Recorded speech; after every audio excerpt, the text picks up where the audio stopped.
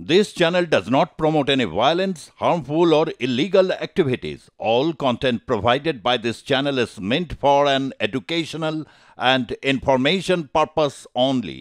রাজ্যের একাধিক জেলায় কালবৈশাখীর পূর্বাভাস।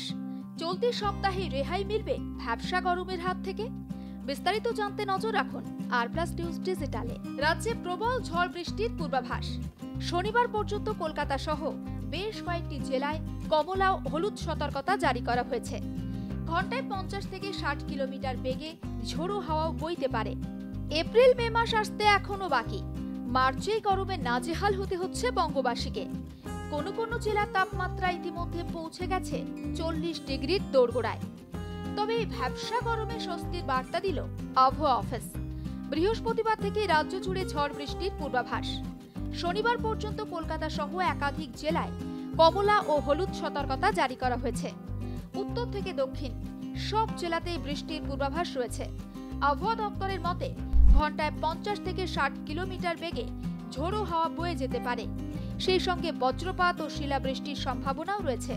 20 ও 21শে মার্চ যে সমস্ত জেলাগুলিতে বৃষ্টির পূর্বাভাস রয়েছে সেগুলি হলো হুগলি, বাঁকুড়া, পশ্চিম ও পূর্ব মেদিনীপুর।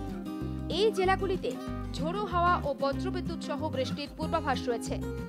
এই জেলাগুলিতে প্রায় 50 থেকে 60 কিলোমিটার বেগে ঝোড়ো হাওয়া বয়ে যেতে পারে বলে জানা গিয়েছে। অন্যদিকে 22শে মার্চও বেশ কয়েকটি জেলাতেও ঝড় বৃষ্টির পূর্বাভাস রয়েছে।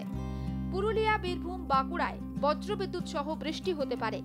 সেই সঙ্গে বইতে পারে 40 থেকে 50 কিলোমিটার বেগে ঝোড়ো হাওয়া।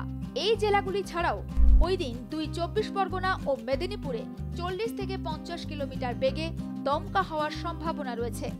বৃহস্পতিবার থেকে কলকাতাতেও বিক্ষিপ্তভাবে বৃষ্টির পূর্বাভাস। এদিন সকাল থেকেই আকাশ মেঘলা ছিল কলকাতায়।